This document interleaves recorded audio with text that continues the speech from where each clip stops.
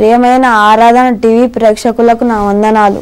ఇప్పుడు మా నాన్నగారైన reverend doctor D సుధాకరయ్య గారు వాక్యోపదేశం చేశారు. అందరూ శ్రద్ధగా ఆలకించి ఆత్మీయ మేలులు పొందగలరు. అభిషక్తుని స్వరం అనే ఈ కార్యక్రమాన్ని వీక్షిస్తూ మమ్మల్ని ప్రోత్సహిస్తున్నటువంటి మీ అందరికీ ప్రభు అయిన యేసుదేవుని ఉన్నత నామములో హృదయపూర్వక వందనాలు తెలియజేస్తున్నాను. ప్రియులారా, మీరందరూ ఆశీర్వదించబడాలి, దీవించబడాలి, ప్రయోజనకరమైన జీవితాన్ని పొందుకుంటూ ఉండాలని నిత్యం మీ కొరకు మేము ప్రార్థిస్తున్నాం. అయితే ఈ సమయంలో పరిశుద్ధ లేఖనంలో నుండి ఉదయకాలం కొన్ని ఆశీర్వాదకరమైనటువంటి మాటలను మనం ధ్యానం చేద్దాం. ప్రియులారా, పరిశుద్ధ లేఖనంలో ఇర్మియా గ్రంథం 15వ అధ్యాయం 20వ వచనంలో ఈ రీతిగా రాయబడి ఉన్నది: వారు నీ మీద యుద్ధము చేయుదురు గాని నిన్ను జయించలేకపోదురని యెహోవా సెలవిచ్చుచున్నాడు. ప్రియమైనటువంటి వారలారా, మరి ఈ లోకంలో ఎంతోమంది మనపై పోరాటాలు చేసేవారు. ఎన్నో పోరాటాలు. ఈ మానవ మనుగడే ఒక పోరాటమని, ఈ లోకములో మన జీవితమే ఒక యుద్ధరంగమని యోబు గ్రంథంలో రాయబడటం జరిగింది. ప్రియులారా, మరి ఈ లోకంలో మనపై పోరాటం చేస్తున్నటువంటి వారు ఎవరు? పోరాటం చేసినటువంటి మన శత్రువుతో మనం పోరాడుతున్నప్పుడు మరి మనం జయం పొందాలంటే మనం ఏం చేయాలి, మనం ఎలాంటి పరిస్థితిలో ఉన్నాము అనే విషయాన్ని నేను ఒకసారి జ్ఞాపకం చేసుకుంటే మంచిది అని కూడా నేను ప్రభు పేరిట నిండు మనసుతో మీకు మనవి చేస్తున్నాను. ఈ లోకంలో ఎంతోమంది పోరాటాలు చేస్తున్నారు. వారందరికంటే ముందుగా మనపై పోరాటం చేసేది మన శరీరమే అనేటువంటి విషయాన్ని మనం జ్ఞాపకం చేసుకోవాలి. లేఖనంలో ఎన్నో సత్యాలు మనకు జ్ఞాపకం చేయబడతా ఉన్నాయి. మరి మనం ఓడిపోతామా, మనం అపజయం పాలవుతామా అంటే, దేవుడు మనతో ఉన్నంతసేపు, దేవుడు మనలో ఉన్నంతసేపు, దేవుడు మన పక్షాన ఉన్నంతసేపు ఓటమి అనేది ఏ వ్యక్తికి రాదు అనే విషయాన్ని మనం జ్ఞాపకం చేసుకోవాలని నేను ప్రభు పేరిట నిండు మనసుతో మనవి చేస్తున్నాను. ప్రియులారా, ఇక్కడ రాయబడ్డ మాట ఏంటంటే, వారు నీపై యుద్ధం చేస్తారు, వారు నీపై పోరాడతారు. ఎవరు వాళ్ళంటే మన శత్రువులు. ఆ శత్రువులు ఎవరు అనే విషయాన్ని కూడా మనం జ్ఞాపకం చేసుకుంటే, మొదటి శత్రువు ఎవరో కాదు ప్రియులారా, ఆత్మకు శరీరానికి మధ్యలో నిత్యం పోరాటం జరుగుతున్నట్టుగా లేఖనం మనకు జ్ఞాపకం చేస్తుంది. ఎందుకంటే మనందరికీ తెలుసు ప్రియులారా, లేఖనం ఏం జ్ఞాపకం చేస్తుందో ఆ మాట నేను జ్ఞాపకం చేస్తాను. గలతీ పత్రిక 5వ అధ్యాయము 16వ వచనములో ఆత్మ శరీరానికి, శరీరం ఆత్మకు మధ్యలో, రెండింటికి మధ్యలో ఒకదానికి ఒకటి విరుద్ధంగా పోరాడుతున్నాయి, ప్రతికూలంగా పనిచేస్తున్నాయి అనేటువంటి విషయం కూడా రాయబడింది. అదే రీతిగా రోమపత్రిక 8వ అధ్యాయంలో కూడా మనకు రాయబడేటువంటి మాట ఏంటంటే, శరీరానుసారంగా నడుచుకునే వారు దేవుని సంతోషపరచలేరట. శరీరము ఆత్మకు, ఆత్మ శరీరానికి మధ్యలో నిత్యం పోరాటం జరుగుతూ ఉంది రెండింటికి. ఎందుకంటే శరీరం భూమి నుంచి తీయబడింది కాబట్టి భూలోక సంబంధమైనటువంటి ఆశల మీదనే ఈ శరీరం వాంఛిస్తుంది, కోరుకుంటుంది, ఇష్టపడుతుంది, ఆ రీతిగా ప్రవర్తించడానికి ప్రయత్నం చేస్తుంది. కానీ ఆత్మ దేవుడి నుంచి వచ్చింది కాబట్టి అది పైన ఉన్నటువంటి వాటి మీద మనసు నిలుపుతూ ఉంది. ఈ రెండింటికి మధ్యలో పోరాటం అనమాట. ఈ పోరాటంలో ఆత్మచేత శరీర క్రియలను ఎవరు చంపగలుగుతామో వాళ్ళే విజయం పొందగలుగుతారు. అయితే పోరాడుతున్నటువంటి మన జీవితాల్లో ఒకటి మన శరీరం మనకు శత్రువు, రెండవది ఎఫెసీ పత్రికలో కూడా రాస్తూ ఉంటుంటాడు అనమాట. ఏమనంటే, మీరు పోరాడినది శరీరులతో కాదు కానీ అధికారులతోనూ, ప్రధానులతోనూ, ఈ లోక సంబంధమైనటువంటి లోకనాథులతోనూ, అంధకార సంబంధమైనటువంటి దురాత్మల సమూహంతోనూ మనం పోరాడుతున్నాము అని రాయబడింది. అవును ప్రియులారా, ఈ రోజున శరీరంలో ఉన్న ప్రతి అవయవం ఆత్మకు విరుద్ధంగా ఒకవేళ పనిచేస్తూ ఉండవచ్చు. ఈ లోకంలో చుట్టూ పొంచి ఉన్నటువంటి దురాత్మలు, చీకటి శక్తులు మనల్ని తరచుగా అనేక రీతిలుగా ఇబ్బంది పెడుతూ ఉండవచ్చు. అనేక రీతిలుగా పోరాటాలు, అనేక రీతిగా ప్రతిఘటనలు, అనేక రకాలైన ఇబ్బందులు, అనేకమైన అవరోధాలు, అడ్డుబండలు మనం ఎదుర్కోవాల్సిన పరిస్థితులు కూడా మన జీవితంలో కలుగుతూ ఉండవచ్చు. అయితే ప్రభు నీ పక్షాన ఉంటే, ప్రభు నీకు తోడుగా ఉంటే, ప్రభు నీకు సమీపంగా ఉంటే విజయం నీదే తప్ప లోకంలో దేనిది కాదనే విషయం మనం జ్ఞాపకం చేసుకోవాలని మనం చేస్తున్నాను. ఒక చిన్న ఎగ్జాంపుల్ జ్ఞాపకం చేస్తాను ప్రియులారా. మన శత్రువుతో మనం పోరాడాలంటే శత్రువు యొక్క సామర్థ్యం ఏంటో మనకు తెలియాలి. ఫస్ట్ ఆఫ్ ఆల్ వాడి సామర్థ్యం మనం తెలుసుకోకుండా, వాడి దగ్గర ఉన్నటువంటి బలం ఎంతో మనం తెలుసుకోకుండా, వాడికి ఉన్నటువంటి అర్హతలు ఏంటో మనం తెలుసుకోకుండా మనం యుద్ధానికి వెళితే మనలో ఉన్నటువంటి బలహీనత అవతల వాడు మనకంటే బలవంతుడైనప్పుడు ఆటోమేటిక్గా మనం కొట్టిపడేయటం జరుగుతుంది. అయితే శరీరం, ఆత్మ ఈ రెండు ఒకదానికొకటి విరుద్ధంగా పోరాటం చేస్తున్నాయి కదా. నీ శరీరం బలంగా ఉందా, నీ ఆత్మ బలంగా ఉందా అనే విషయాన్ని ఒకసారి మనం జ్ఞాపకం చేసుకోవాలి. ఈరోజు శరీరాన్ని బలపరుచుకునే దివ్యమైన ఆహార పదార్థాలు మనం పెడుతున్నాం కానీ మన దేహానికి ఆత్మను బలపరచడానికి వాక్యం అనే ఆహారాన్ని మన యొక్క ఆత్మీయ జీవితానికి అందించలేకపోతున్నాం ప్రియులారా. అవునండి, లోకానుసారమైనటువంటి తిండి, లోకానుసారమైనటువంటి వనరులు, లోకానుసారమైనటువంటి అనేకమైనటువంటి వాటిని ఈ యొక్క శరీరానికి మనం అందిస్తూ శరీరాన్ని స్ట్రెంథెన్ చేస్తున్నాం, బలపరుస్తున్నాం. శరీరాన్ని కండలు తిరిగే రీతిగా మనం పెంచి పోషిస్తున్నాం. కానీ ఒక్కటి జ్ఞాపకం చేసుకోవాలి, నేను మన దేవునితో సంబంధం కలిగిన బిడ్డలం కదా. దేవునితో సంబంధం కలిగిన వారు దేవుని మాటలే కదా వింటారు. ఈ లోకంలో చాలామంది అంటుంటారు, ఏమండి కొన్నిసార్లు నేను చేయకూడదు అనుకుంటున్నానండి, కానీ ఎందుకో అదే చేయబుద్ధి అవుతుందండి. కొన్నిసార్లు ఇలా నేను చూడకూడదు అనుకుంటున్నానండి, ఎందుకోనండి అలానే చూస్తున్నానండి. కొన్నిసార్లు ఇలా ప్రవర్తించకూడదు అనుకుంటున్నానండి, ఎందుకోనండి అలానే ప్రార్థన చేస్తున్నానండి. అంటే దానివల్ల నీకు ఏం అర్థం అవుతుంది ప్రియ దేవుని బిడ్డలారంటే, ఆత్మీయ జీవితాన్ని బలహీనపరుచుకుంటున్నావు, శరీర జీవితాన్ని బలపరుచుకుంటున్నావు. అందుకనే నీ ఆత్మను నీ శరీరము నీ శరీర క్రియలు ఏం చేస్తున్నాయంటే అధిగమిస్తున్నాయి. అందుకనే నువ్వు వద్దనుకుంటున్నా నీ మనసులో కొన్ని సందర్భాల్లో ఇది మంచిది కాదనుకుంటున్నా కొన్నిసార్లు మనం చేసుకుంటూ వెళ్ళిపోతున్నాం. దానికి కారణం ఏమిటో కాదు ప్రియ దేవుని బిడ్డలారా, నీ శరీరానికి ఇచ్చేటువంటి ప్రాధాన్యత, లోకానికి ఇచ్చే ప్రాధాన్యత, ఆధ్యాత్మిక ప్రార్థన విశ్వాస జీవితానికి నువ్వు ఇవ్వలేని కారణాన నీ ఆత్మీయత అనేది బలహీనమైపోతుంది. పోరాటం అనేది వచ్చేటప్పుడు ఆ పోరాటంలో నీ శరీరమే పైచేయిగా ఉన్న కారణాన శరీర సంబంధమైన క్రియలే నువ్వు చేస్తున్నావు, శరీరానుసారంగానే నువ్వు ప్రవర్తిస్తున్నావు, మానవీయ బలహీనతలని నువ్వు కనపరుస్తూ ఉన్నావు. ఆత్మానుసారంగా నువ్వు జీవించగలిగితే శరీరాన్ని వంచగలవు, ఆత్మకు విజయాన్ని నువ్వు అందించగలవు. అయితే ప్రియ దేవుని బిడ్డలారా, ఇక్కడ మనం జ్ఞాపకం చేసుకోవాలి. అయితే ఇక్కడ లేఖనం మనతో మాట్లాడుతున్నటువంటి మాట ఏంటంటే, వారు నీపై పోరాడతారు. అంటే మన శరీరం మనపై పోరాడుతుందనే సత్యం మనం మర్చిపోతున్నాం. లోకంలో పక్కన ఉన్నటువంటి వాడితో పోరాటాలు చేయడానికి మనం ప్రయత్నం చేస్తాం. ఆ పక్కన ఉన్నటువంటి వారు ఎవరు ప్రియ దేవుని బిడ్డలారా? దేవుని పోలికలోనూ మరొక మనిషే, దేవుని పోలికలోనంటే మరొక వ్యక్తే. ఆ వ్యక్తితో పోరాడుతున్నాము, కానీ నీలో ఉన్నటువంటి ఈ శరీర సంబంధమైన బలహీనతలను నువ్వు విస్మరించగలగాలి అంటే, వాటిని జయించగలగాలంటే, వాటిని ఓడించగలగాలంటే నీ ఆధ్యాత్మిక జీవితాన్ని నువ్వు బలపరుచుకోవాలి. నీ ఆధ్యాత్మిక జీవితానికి నువ్వు శక్తిని చేకూర్చుకోవాలనే సత్యం మనకు అర్థం కావాలని నేను దయచేసి మనవి చేస్తున్నాను. అందుకనే యోహాను సువార్తలో కూడా ఒక మాట అంటాడు, క్షయమైన ఆహారం కొరకు మీరు కష్టపడుకుడి. మరి దేనికోసం కష్టపడాలి మనిషి? అక్షయమైనటువంటి ఆహారం కొరకు మీరు కష్టపడండి అంటాడు. అవునండి, ఈ లోక సంబంధంగా శరీరానికి మనం ఇచ్చేదంతా కూడా ఒక 3 గంటల్లో అది జీర్ణమైపోతుంది, క్షయమైపోతుంది. ఆ దానివల్ల వచ్చేటువంటి బలం కానీ, శక్తి కానీ, సామర్థ్యం కానీ ఈ శరీరానికి ఉపయోగపడుతుంది, కానీ నీ ఆధ్యాత్మిక జీవితానికి ఎలా ఉపయోగపడుతుంది? ఒకసారి ఆలోచన చెయ్యి. అందుకనే అక్షయమైనటువంటి ఆహారం కోసం నువ్వు సమయాన్ని కేటాయించట్లేదు, లేఖనాన్ని ధ్యానించట్లేదు, ప్రార్థన చేయట్లేదు, ప్రభు సన్నిధికి నువ్వు వెళ్ళట్లేదు, దైవజనుడు చెప్పే ఏ విషయాన్ని నువ్వు గ్రహించట్లేదు, తదనుకూలంగా బ్రతకడానికి నువ్వు ఏమాత్రం ఒక నిర్ణయం తీసుకోవట్లేదు. అందుకని నీ ఆత్మీయ జీవితం బలహీనంగా ఉన్న కారణాన శరీరానుసారంగానే మనం ప్రవర్తన చేస్తూ ఉన్నాం. లేఖనం మనతో మాట్లాడుతుంది ఏంటంటే, శరీరాశ, నేత్రాశ, జీవపడము, ఇవి దేవుళ్ళ నుంచి వచ్చినాయి కావుగా. మరి ఎక్కడి నుంచి వచ్చినాయి? ఈ లోకంలోనే ఉన్నాయి, దుష్టుల నుంచి వచ్చినాయి. మరి దుష్టుల నుంచి వచ్చి నీలో ప్రభావం చూపుతున్నాయి అంటే ఆధ్యాత్మిక జీవితం బలహీనంగా ఉంది, నీ ఆధ్యాత్మిక జీవితం సామర్థ్యం కలిగిందిగా లేదు, నీ ఆధ్యాత్మిక జీవితం పోరాడాలనే తపనున్న పోరాడగలిగిన శక్తిని, సామర్థ్యాన్ని నువ్వు కలుగు చేయలేనటువంటి బలహీనతల మధ్యలో ఉన్నావు. కనుకనే తరచుగా నువ్వు శరీరానుసారంగా ప్రవర్తించడానికి ఏమాత్రం వెనకాటలేదు. అందుకే ప్రియులారు, ఈరోజు నేను దయచేసి మీకు మనవి చేస్తున్నాను, మరి నువ్వు శరీరానుసారంగా ప్రవర్తించే వ్యక్తివైతే దేవుడిని ఎలా మహిమపరుస్తావు? శరీరానుసారంగా ప్రవర్తించేవారు ధర్మశాస్త్రానికి లోబడలేరట, వాక్యానుసారంగా జీవించలేరట, దైవ చిత్తానికి అనుకూలంగా జీవించలేరట. నువ్వు దైవ చిత్తానికి అనుకూలంగా లేనప్పుడు ఎలా దేవుడు నిన్ను దీవించగలడో, ఎలా నీకు విజయాన్ని ఇవ్వగలడో, ఎలా విజయవంతమైన సత్క్రైస్తవ భక్తి జీవితాన్ని నువ్వు కొనసాగించగలవు? ఒకసారి ఆలోచన చెయ్యి. అందుకే ఈ రోజున నీలోకి వచ్చేటువంటి లోకాశలన్నింటినీ నువ్వు అధిగమించి వాటిని జయించాలన్నా, అపవాది శక్తులన్నింటినీ ఓడించాలన్నా, దెయ్యాలను, భూతాలను, లోక సంబంధమైనటువంటి ప్రకృతి సంబంధమైన శక్తులను నువ్వు ఓడించాలన్నా, నీ ఎదుట ఉన్న నీ శత్రువును నువ్వు ఓడించి హతమార్చాలన్నా, నువ్వు దైవికమైనటువంటి, ఆధ్యాత్మికమైనటువంటి, వాక్యమైనటువంటి ఆహారాన్ని నువ్వు నిత్యము భుజించే వ్యక్తివై ఉండాలి. అందుకని ఇర్మియా గ్రంథంలోనే ఆ మంచి మాట మాట్లాడుతూ ఉంటాడు ఇర్మియా భక్తుడు. 15వ అధ్యాయం 16వ వచనంలో రాశాడు, నీ మాట నాకు దొరకగా నేను వాటిని భుజించితిని అంటాడు. అవును ప్రియులారా, మన శరీరాన్ని కాదు కానీ ఆత్మీయ జీవితం మనకి ఎప్పుడైతే లేఖనానుసారంగా నీ మాటలు నాకు దొరకగా నేను వాటిని భుజిస్తున్నాను, నేను వాటిని ఆరగిస్తున్నాను, వాటిని తింటున్నాను నేను. ఎవరైతే దేవుని వాక్యాన్ని ఎక్కువగా మరి భుజిస్తారో, లేదా ఎక్కువగా వింటారో, ఎక్కువగా ఆలకిస్తారో, ఎక్కువగా చదువుతారో, వారు ఏం కలుగుతుందంటే దైవికమైన శక్తితో వారు నింపబడతా ఉంటుంటారు, దైవ జ్ఞానంతో వాళ్ళు నింపబడతా ఉంటుంటారు.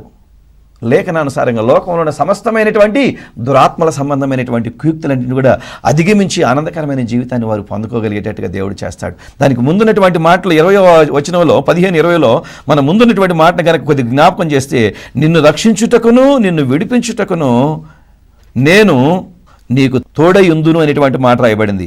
నిన్ను రక్షించుటకును నిన్ను విడిపించుటకును నేను నీకు తోడయుందును గనుక వారు నీ మీద యుద్ధము చేయుదురు గాని నిన్ను వారు జయించలేకపోవదురు అనేటువంటి మాట దేవుని యొక్క వాక్యం ద్వారా మనకు జ్ఞాపకం చేయబడుతుంది. అవును ప్రియులారా, దేవుడు నిన్ను రక్షించాలి అని, దేవుడు నిన్ను విడిపించాలని, దేవుడు నీ పక్షాన కార్యం చేయాలని నిత్యం ఆయన ప్రయాసపడుతూనే ఉన్నాడు. ఎప్పుడు అనంటే నువ్వు శరీర సంబంధమైనటువంటి జీవితానికి విలువను తగ్గించి ఆధ్యాత్మికమైన జీవితానికి నువ్వు విలువను పెంచగలిగితే, లోకానుసారమైన తినుబండారాల కోసం వెంపర్లాడే మనం ఆధ్యాత్మికంగా వాక్యం మనకి ఎక్కడ దొరుకుతుంది? దైవ చిత్తానుసారంగా లేఖనం దేవుడు మనకిచ్చిన వరం కదా, దీనిలో ఉన్న దివ్యమైన మాటలు రోజు మనం దీన్ని ధ్యానం చేసుకొని చదువుకొని ఇది మన ఆత్మకు వంట పట్టించుకోగలిగితే మన జీవితం కూడా విజయపదాన జయకరంగా ఆనందకరంగా ముందుకు పోతుంది అనే సత్యం ఈరోజు ఎంతమందికి అర్థమవుతుందండి? దేవుడు మరి మనకు తోడుగా ఉంటే అపవాది ఎన్ని కుతంత్రాలు మనపై ప్రయోగించినా, ఎన్ని రకాలైనటువంటి ఆలోచనలు వాడు మనపై చేసినా ఏది కూడా మనపై జయించలేదట. అయితే లేఖనం మనతో మాట్లాడుతున్న రీతిగా మరి దేవుడు ఎవరికి తోడుగా ఉంటాడు? నీకు తోడుగా ఉన్నది దేవుడు నిన్ను రక్షించడానికి, నిన్ను విడిపించడానికి. లేదా అపవాది కానీ నీ శరీరం కానీ లోకంలో నీకు ఏదైనా నీపై పోరాటం చేసేటప్పుడు వాటన్నిటిపై నువ్వు పైచేయి సాధించడానికి, వాటిపై జయాన్ని నువ్వు పొందడానికి దేవుడు నీకు తోడుగా ఉండాలని ఆశపడుతున్నాడు కదా. మరి దేవుడు ఎవరికి తోడై ఉంటాడు? దేవుని మాటలను నిత్యము ఎవరైతే ధ్యానం చేస్తారో, దేవుని పాద సాన్నిధ్యములు ఎవరు నిత్యం ప్రార్థన చేస్తారో, దేవుని మాటలు నిత్యం ఎవరైతే భుజిస్తారో, దేవుని వాక్యం దొరికిగా నీ యొక్క మాటలు నాకు దొరకగా కొవ్విని మెదడు వలె నాకు ఉన్నాయని భక్తుడైనటువంటి దావీదు అంటాడు. కొవ్వు మెదడు దొరికినట్లుగా ఉంటుందట. అవును ప్రియులారా, దేవుని మాటలు జుంటి తేనె దారాల కంటే మధురమైనప్పుడు ఆ మాటలు మనకి ఎప్పుడు దొరుకుతాయా? ఎవరి ద్వారా పలికించబడుతుందా? ఏ వైపు నుంచి ఈ మాటలు మనకు వినిపిస్తున్నాయా? వాటిని ఎప్పుడు నేను స్వీకరించాలి? ఇది నా కోసమే అనే ఆరాటంతో మనం వాటిని భుజిస్తూ ఉన్నప్పుడు ఆత్మ బలపరచబడతా ఉంది. నువ్వు వాక్యంలో ఎంత అనుభవం కలిగి ఉంటావో, వాక్యానుసారంగా ఎంతగా నువ్వు స్ట్రెంథెన్ అవుతావో, వాక్యంలో ఎంతగా నువ్వు ముందుకు సాగిపోవడానికి నువ్వు ఇష్టపడతావో అంతగా దైవికమైన శక్తితో నువ్వు నింపబడతావో అప్పుడు లోకంలో ఎన్ని పోరాటాలు ఇదైనా ఏ పోరాటం నిన్ను ఓడించలేదు. ప్రియ దేవుని బిడ్డలారా, ఈరోజు చాలా మందికి నేను దయచేసి మనవి చేస్తున్నాను, వ్యభిచరించకూడదని చాలామందికి తెలుసు, కానీ వ్యభిచరిస్తున్నారు. ఎందుకో తెలుసా? నీ శరీరం నీ ఆత్మీయ జీవితాన్ని ఓడిస్తుంది. దొంగిలించకూడదని సంగతి నీకు తెలుసు, కానీ ఈరోజు దొంగిలిస్తున్నావు. ఎందుకో తెలుసా? నీ శరీరం నీ ఆత్మీయ జీవితాన్ని చంపేస్తుంది. మోసగించకూడదని సంగతి చాలామందికి తెలుసు, అయినా మోసగిస్తున్నారు. ఎందుకో తెలుసా? ఈరోజు నీ ఆధ్యాత్మిక జీవితం కంటే నీ శారీరకమైనటువంటి జీవితమే కొంత స్ట్రెంథెన్ అయింది. ఈరోజు అన్యాయం చేయకూడదని చాలామందికి తెలుసు, కానీ చాలామంది అన్యాయం చేస్తూ పోతున్నారు. కారణం ఏంటంటే నీ శరీరము బలంగా ఉంది కానీ నీలో ఆత్మీయ జీవితం బలంగా లేదు. అందుకనే శరీరానికే విలువిస్తున్నావు కాబట్టి శరీర క్రియలను జరిగిస్తూ వెళ్తున్నావు. అయితే నువ్వు వాటిని అధిగమించాలి అని అంటే ఒక యోసేపు లాగా నువ్వు ఉండాలా. యోసేపు దేవుని మాటల చేత నింపబడినటువంటి వ్యక్తి కనుక ఒక తప్పు చేయాల్సిన పరిస్థితి వచ్చినప్పటికీ ఇది నా దేవుని దృష్టికి మహాఘోరమైనటువంటి తప్పిదం, పాపం అని చెప్పేసి ఆ తప్పులో నుంచి అయినా చేయకుండా బయటికి రావడం జరిగింది. ప్రియులారా, అవునండి, ఈరోజు ఎందుకు ఒకవేళ ఆధ్యాత్మిక జీవితాన్ని నీవు డెవలప్ చేసుకోవాలంటే నీ ఆత్మకు కూడా ఆహారం అవసరమైంది. అదే దేవుని మాట అనే సత్యం నేను మనం జ్ఞాపకం చేసుకోవాలి. అందుకనే దేవుని మాటలు నాకు దొరకగా నేను వాటిని భుజించి. అవునండి, దేవుని మాటలను ఎవరైతే భుజిస్తూ ఉంటారో రోజు ఉదయ మధ్యాహ్న సాయంకాల వేళ నీకు సమయం దొరికిన ప్రతి సమయానికి దేవుని మాటలను ఎవరైతే ధ్యానం చేస్తారో, చదువుతారో, పఠిస్తారో వారు ఆధ్యాత్మికంగా బలపరచబడతారు. ఎందుకంటే విశ్వాసం వృద్ధి అయ్యేది కూడా దేవుని మాటలు వినుటను బట్టే విశ్వాసము కలుగును అని రాయబడింది కదా. నీలో విశ్వాసం అనేది పెరగాలి, నీలో ఆధ్యాత్మిక శక్తి పెరగాలి, నీలో బలం పెరగాలి, నీలో ధైర్యం పెరగాలి, నీలో గుండె నింపడం రావాలంటే దైవికమైనటువంటి మాటల చేత నీ హృదయం, నీ ఆధ్యాత్మిక జీవితం నింపబడి ఉండగలిగితే నిన్ను ఓడించడానికి ఈ లోకంలో ఏది ఒకవేళ సాహసం చేయలేదు. ఒకవేళ ఏదైనా నీ ఎదుటికి వచ్చినా అది ఓడిపోతుంది తప్ప నిన్ను మాత్రం ఓడించలేదనే సత్యం మనకు జ్ఞాపకం చేసుకోవాలి. ఒకటి, దేవుడు ఎవరికి తోడుగా ఉంటాడంటే దేవుని మాటలు నిత్యం ఎవరు ధ్యానం చేస్తారో లేదా దేవుని మాటలు నిత్యం ఎవరు భుజిస్తారో వారికి దేవుడు తోడుగా ఉంటాడనే సత్యం ఈ మాటలో నుంచి మనకు జ్ఞాపకం చేయబడింది. రెండవది మీకు జ్ఞాపకం చేస్తున్నాను ప్రియులారా, ప్రకటన గ్రంథం 22వ అధ్యాయము 21వ వచనంలో రాయబడింది, దేవుడు పరిశుద్ధులకు తోడై ఉంటాడు అని రాయబడింది. ఎవరైతే దేవుని మాటలను రోజు భుజిస్తూ, ఎవరైతే దేవుని మాటలు రోజు భోంచేస్తూ, ఎవరైతే దేవుని మాటలు రోజు పఠిస్తూ ధ్యానం చేస్తూ ఉంటుంటారో వారి జీవితం రోజు రోజుకి దైవ చిత్తానికి అనుకూలంగా, నేను పరిశుద్ధుడిని కనుక మీరును పరిశుద్ధులై ఉండండి అని మరి పేతురు చెప్పిన రీతిగా రోజు కూడా వారి జీవితం ఏమైతుందంటే వారిలో ఉన్న కుళ్ళు, కుతంత్రం, శరీర సంబంధమైన బలహీనతలన్నీ కూడా రోజు రోజుకు కుంచుకొని పోయి వాళ్ళు పరిశుద్ధ జీవితాన్ని జీవించడానికి, అప్పుడు ఎవరైతే పరిశుద్ధులుగా ఉంటారో దేవుని యొక్క కృప, దేవుడు వారికి తోడుగా ఉండి వారిని విజయ పదాన నడిపించడానికి దేవుడు ఇష్టపడుతున్నాడు. మూడవ విషయాన్ని కూడా నేను మీకు జ్ఞాపకం చేస్తాను. సామెతల గ్రంథం 3వ అధ్యాయం 32వ వచనం రాయబడిన మాట చూస్తే యథార్థవంతులకు ఆయన తోడై ఉంటాడు అనే మాట రాయబడింది. అవునండి, ఈ రోజు నీలో యథార్థత ఉందో లేదో నీకు తెలియాలి, నాకు తెలియాలి. నీలో యథార్థత లేకుండా ఈరోజు చాలా మందిలో ఎలాంటి యథార్థత ఉందంటే అందరూ దేవుని మందిరాలకు వెళతా ఉంటుంటారు. అందరూ కూడా దీని యథార్థవంతులమండి, మేము యథార్థవంతులమైన దేవుని బిడ్డలమండి కూడా చాలామంది చెప్తా ఉంటుంటారు. ప్రియులారా, ఒకవేళ నువ్వు సంపాదించేది 20,000 అయితే, నువ్వు దేవుని గుడిలోకి తీసుకొని పోయి ఇచ్చేది 1,000 రూపాయలు అయితే, నీలో యథార్థత ఎంతవరకు ఉన్నట్టు ఒకసారి ఆలోచన చెయ్యి. ఒకవేళ నీ సంపాదన ఒకవేళ 10,000 అయితే, నువ్వు దేవుని గుడిలో 100 రూపాయలు ఇస్తుంటే నువ్వు ఎంతవరకు యథార్థంగా ఉన్నట్టు ఒకసారి జ్ఞాపకం చేసుకో.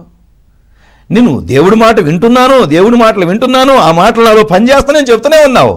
ఏం పని చేస్తున్నావు? నువ్వు చేసేది సరిగా చెయ్యవు, నేను చేశానని చెప్పేసి అబద్ధం ఆడుతున్నావు. ఇది సరేనా? ఇది యథార్థతేనా?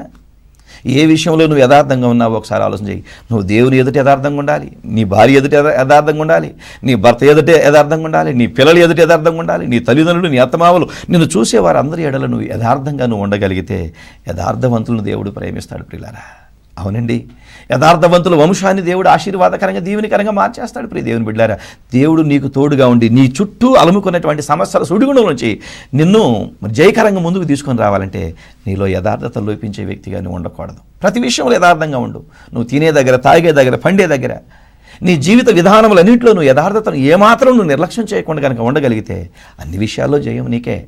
నీ శరీరం నీపై ఒత్తిడి చేసినా ఇజ్జే అంటున్నా ఆత్మ అంటుంది ఇది తప్పు, ఇది చేయడానికి వీళ్ళలేదు. అప్పుడు ఏం చేస్తుందంటే శరీరం నీ కన్ను నిన్ను చూసి ఆశపడుతుంది, నీ ఏదో విని ఆశిస్తాయి, వాసన చూసి ఆశపడతాయి, కాళ్ళు పరిగెత్తా ఉంటాయి, చేతులు ఏదో చేయాలనుకుంటాయి. ఇది తప్పు అని చెప్పి నీలో ఉన్నటువంటి దేవుని యొక్క ఆత్మ వాటన్నిటినీ అణిచివేస్తుంది, వాటన్నిటిని త్రొక్కివేస్తుంది. ఇది తప్పు, ఇది నువ్వు చేయడాన్ని బట్టి దేవుని ఆశీర్వాదం పొందలేవని చెప్పేసి మరి దేవుని యొక్క వాక్యం నీలో ఉండి నీకు హెచ్చరిక చేస్తూ ఉంది. అందుకే ప్రియ దేవుని బిడ్డలారా, అపవాదిని ఎదిరించాలి అన్న ఇదే ఫార్ములా, నీ శరీరాన్ని ఎదిరించాలన్న ఇదే ఫార్ములా, సైతానులు ఎదిరించాలని ఇదే దయ్యపు శక్తులను ఎదిరించాలి ఇదే ప్రకృతిలో ఉన్న శక్తులన్నీ ఒకవేళ ఎదిరించాలన్న ఈ ఫార్ములా ఒకటే. ప్రియ దేవుని బిడ్డలారా, నువ్వు దేవుని వాక్యాన్ని పెడచెవిని పెట్టి యథార్థత నువ్వు నిర్లక్ష్యం చేసి ఒకవేళ పవిత్ర జీవితాన్ని నువ్వు పాడు చేసుకొని నేను ఈరోజు అపవాదిపై జయం పొందుతానంటే ఎట్లా పొందుతావండి? నువ్వు నా కుటుంబ సమస్యల నుంచి బయటపడలేకపోతున్నానండి, నా భర్త ఈ యొక్క భయంకరమైన సుడిగుండంలో ఉన్నాడండి, నా భార్య భయంకరమైన బలహీనతలో ఉందండి, నా పిల్లలు లోక కట్టుబాట్ల మధ్యలో బందీలుగా మారిపోయి ఉన్నారండి, మేము ఎలా బయటపడాలి? అవునండి, నిన్ను రక్షించడానికి దేవుడు ఉన్నాడు కదా, నిన్ను విడిపించడానికి నేను నీకు తోడుగా ఉన్నానంటున్నాడు కదా. అందుకనే లోకంలో నీ శరీరం నీపై దాడి చేసినా, నీ ఆలోచనలు, నీ చూపులు, నీకు మనస్సాక్షి ఒకవేళ నీపై దాడి చేయడానికి ప్రయత్నం చేస్తున్నా, నీవు గనక నిత్యం దేవుని పాదాలు పట్టుకొని వేడుకుంటూ ప్రభు పాదాల దగ్గర ఆయన మాటలను రోజు జుర్రుకునే వ్యక్తివైతే, భోంచేసే వ్యక్తివైతే, రోజు పవిత్రతను ఏమాత్రం నీలో నిర్లక్ష్యం చేయకుండా నీ పవిత్ర జీవితాన్ని రోజు కాపాడుకునే వ్యక్తివైతే,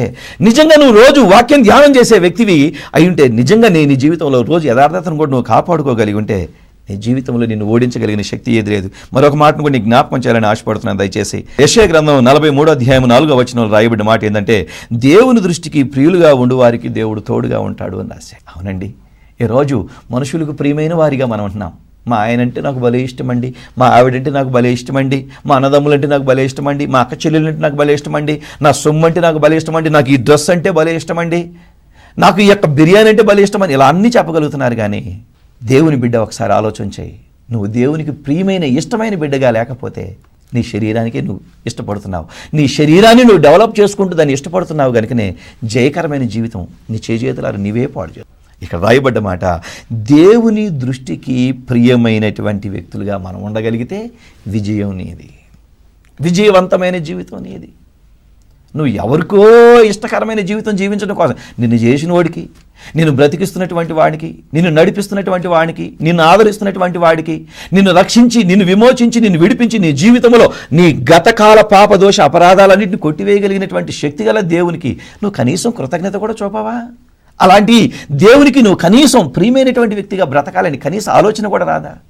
ఒకసారి అడుగుతున్నాను ప్రియ దేవుని బిడ్డలారా, నాకు ఫలానా బుక్ అంటే భలే ఇష్టం అంటారు, ఫలానా చరిత్ర అంటే భలే ఇష్టం అంటారు, కానీ ఈ వాక్యం నీకు ఇష్టమైనదిగా ఉండగలిగితే నిన్ను ఓడించగలిగిన సమస్య ఈ సృష్టిలోనే లేదు ప్రియులారా. అందుకనే ఈ 4 విషయాలు జ్ఞాపకం చేసుకోండి. ఈ రోజు నువ్వు ఓడిపోతున్నావు జీవితంలో, కృంగిపోతున్నావు జీవితంలో, నలిగిపోతున్నావు జీవితంలో, ఆందోళన చెందుతున్నావు జీవితంలో అంటే దానికి గల కారణం నీ ఓటమిని నీ చేజేతులారా నువ్వు కొని తెచ్చుకుంటున్నావు. అందుకనే నువ్వు ఓడిపోకుండా ఈరోజు ఒకవేళ దేవుని కృపలో వర్ధిల్లాలనే ఆశే ఒకవేళ నీకు గనక ఉంటే ప్రియ దేవుని బిడ్డ, ఈరోజు నేను దయచేసి 4 విషయాలు నీకు జ్ఞాపకం చేస్తున్నాను. 4 విషయాలు నీకు జ్ఞాపకం చేస్తున్నాను. దేవుడు నీకు తోడుగా ఉండి నిన్ను రక్షించి నిన్ను విమోచించి విడిపించాలి అంటే నెంబర్ 1 నీ జీవితంలో రోజు దేవుని వాక్యాన్ని భుజించాలా. నువ్వు భుజించటం అంటే లోపలికి తీసుకొని దాన్ని జీర్ణం చేసుకొని దాని బొంటి అంతటికి పట్టించాలా. నీ నరాల్లో దేవుని మాటలు ప్రవహించాలా. మనం తినే ఆహారం కడుపులోకి వెళ్ళి జీర్ణమైపోయి ఎలాగైతే దేహంలో ఉన్నటువంటి అవయవాలన్నింటికి ప్రసరిస్తుందో అలాగే నువ్వు తీసుకునేటువంటి ఆధ్యాత్మికమైనటువంటి వాక్యమైనటువంటి ఆహారాన్ని కూడా నిజమైన ఆహారం ఏదట దేవుని మాటేనంట. కాబట్టి దాన్ని ఏం చేయాలంటే ఆధ్యాత్మిక జీవితంలో నువ్వు దాన్ని వంట పట్టించుకొని ఆ వాక్యానికి అనుకూలంగా నేను మనం బ్రతకడానికి ప్రయత్నం చేయాలి. నిజమే, ఒకటి వాక్యాన్ని నీ జీవితంలోనికి నువ్వు వంట పట్టించుకోవాలి, దాన్ని భోంచేయాలి, ఆరగించాలి, జీర్ణం చేసుకోవాలి. 2వది పవిత్రంగా బతకాలి. 3వది యథార్థంగా జీవించాలి. 4వది ప్రభువు దృష్టికి ఒకవేళ నువ్వు ప్రియమైన వ్యక్తిగా నువ్వు కనపడగలిగితే నిన్ను ఈ లోకంలో ఏ శక్తి ఓడించలేదు. నేను ఇది చెయ్యకూడదు అని అనుకుంటావు, ఖచ్చితంగా దాన్ని చేయకుండా ఉండగలుగుతావు. నేను అలా చూడకూడదు అనుకుంటా, ఖచ్చితంగా దాన్ని చూడకుండా ఉండగలుగుతావు. నేను అలా ఆలోచించకూడదు, అలా ఆలోచించకుండా నువ్వు ఉండగలుగుతావు. ఎందుకంటే నీలో అప్పుడు పరిశుద్ధాత్ముడు పనిచేస్తూ ఉంటుంటాడు కనుక, ఆయన నీకు తోడుగా ఉంటాడు కనుక, ఆయన నీ పక్కనే ఉంటాడు కనుక, ఆయన నీ చెంతనే ఉంటాడు కనుక నిన్ను ఎవ్వడి లోకంలో ఓడించలేడు.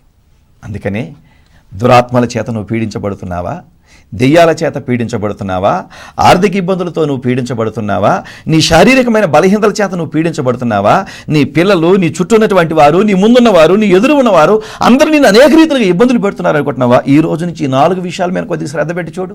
అన్నిటినీ బలపరుస్తున్నావు. నిన్ను ఓడించగలిగేది, నీ ఆధ్యాత్మిక జీవితాన్ని పతనం చేసి పరలోకాన్ని నుంచి నిన్ను దూరంగా తీసుకుని నరకానికి వెళ్ళే నీ శరీరానికి నువ్వు విలువిస్తున్నావు. దేవుడు చెప్తున్నాడండి, నువ్వు శరీరంలో ఉన్నంతకాలం దేవునికి దూరస్తుడివి అని రాస్తాడు కొరింథీ పత్రికలో. అవునండి, శరీరం దాని ఆశలు ఒక దినాన్ని గతించిపోతాయి కదా, లోకం దాని ఆశ ఒకరోజు గతించిపోతుంది కదా. క్షయమైపోయే ఈ శరీరం, చనిపోయిన తర్వాత మన్నై దుమ్మై ధూళైపోయే ఈ శరీరం కోసం ఎన్ని ప్రయాసలు పడుతున్నామో ప్రియులారా. నేను దయచేసి నమస్కరిస్తూ మీకు మనవి చేస్తున్నాను, నువ్వు గెలవాలని తపనుందా? దేవుడే అంటున్నాడు, వారు నీపై పోరాటం చేస్తారు, నిన్ను గెలవలేరు. ఎప్పుడో తెలుసా? ఈ 4 విషయాల్లో నువ్వు శ్రద్ధ వహించగలిగినప్పుడు. దేవుని వాక్యం రోజు పఠిస్తూ, పవిత్ర జీవితాన్ని రోజు నువ్వు సరి చేసుకుంటూ, యథార్థతను నువ్వు రోజు కూడా నీ కళ్ళ ఎదుట ప్రదర్శిస్తూ దేవునికి ప్రియమైనటువంటి వ్యక్తిగా నిన్ను నీవు కనపరుచుకోగలిగితే నీ జీవితం సార్థకమవుతుంది. నిన్ను ఈ లోకంలో ఉన్నటువంటి ఏ పరిస్థితి కదిలించలేదు.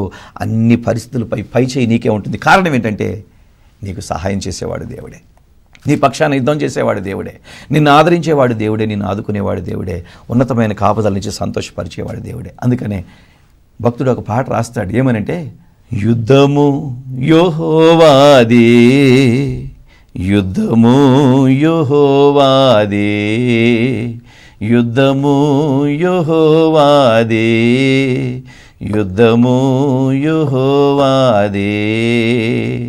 అపవాది అయిన సాతాను గర్జింసు సింహము వలె వచ్చిన, అపవాది అయిన సాతాను గర్జింసు సింహము వలె వచ్చిన, యోధా గోత్రపు సింహమైన యేసయ్యా మన అండ, యుద్ధము యెహోవాదే, యుద్ధము యెహోవాదే. అవునండి, అపవాది శక్తులు, నీ శారీరకమైన బలహీనతలు, లోకములో ఉన్న అన్ని ఏకమై మూకుమ్మడిగా ముప్పేట దాడి చేయడానికి ఒకవేళ నీ ఎదుటకు వచ్చి ఉన్నా నిన్ను లోకములో ఏది జయించలేదు. కారణం ఏంటి తెలుసా? ఆయన అప్పుడు మన పక్షాన ఉంటాడు కనుక మళ్ళీ ఈ లోకములో ఏ శక్తి ఓడించలేదు. అందుకని ఆయన మీ పక్షమందు ఉండగా మీకు విరోధి ఎవడు? ఒకవేళ ఎవడని విరోధి వచ్చిన వాడు కొమ్ములు విరిచి, వాడి చెవులు మెలబెట్టి, వాడి మెడలు వంచి నీకు జయమిచ్చి నీ జీవితంలో ఆనందాన్ని కలుగజేస్తాడు. అలాంటి దేవుడి కృప మీకు నాకు మనకు తోడేండి, బలపరిచి వర్ధలు చేయనుగాక. ప్రియులారా, మరి ఈనాటి ఈ కార్యక్రమాన్ని మనకు స్పాన్సర్ చేసినటువంటి వారు పెన్నా సిమెంట్స్లో ఏపీఎంగా పనిచేస్తున్నటువంటి మరి కిషోర్ బాబు గారు, రజనీ మేడం గారు. మరి ఎంతో కాలంగా దేవుని సన్నిధిలో పిల్లల కోసం నిరీక్షించారు. దేవుడు ఈ సంవత్సరం అద్భుత రీతి వారి జీవితంలో మరి గొప్ప సంతానాన్ని ఇవ్వడానికి దేవుడు ఇష్టపడ్డాడు. ఆ మేడం గారు కన్సీవ్ అయి ఉన్నది. కాబట్టి కృతజ్ఞులై ఈ గొప్ప కార్యక్రమం ద్వారా ప్రభువుని గణపరచాలని నిండు మనసుతో వారి కార్యక్రమాన్ని స్పాన్సర్ చేశారు. వారిని, వారి కుటుంబాలను, వారికి అనుగ్రహించబోయే ఆశీర్వాదకరమైన సంతానాన్ని దేవుడు దీవిస్తూ బలపరచునుగా. పరిశుద్ధుడైన తండ్రి, ప్రేమ కలిగిన దేవుడా, నీతిమంతుడా, సర్వాధికారి, నీ ఉన్నత నామాన్ని బట్టి వందనాలు.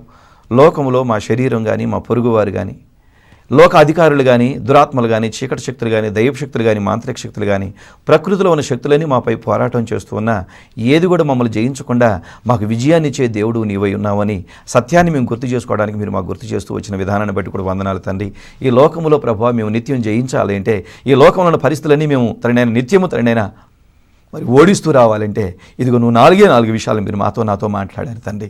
నిత్యము నీ మాటలు మేము భుజించాలని, నిత్యము నీ ఎదుట ప్రభు మేము పరిశుద్ధ జీవితాన్ని కాపాడుకోవాలని, నిత్యము నీ ఎదుట మేము యథార్థవంతులమై ప్రవర్తించాలని, నిత్యము నీ పిల్లలమైన మేము నీ యొక్క సన్నిధిలో నీ దృష్టికి ప్రియమైన వారిగా మేము జీవించగలిగితే నువ్వు మాకు తోడుగా ఉండి మమ్మల్ని రక్షించి మమ్మల్ని విడిపించి విమోచిస్తానని వాగ్దానం చేశావు కనుక నీ వాగ్దానాన్ని బట్టి ప్రభు నేను మహిమపరుస్తున్నాం.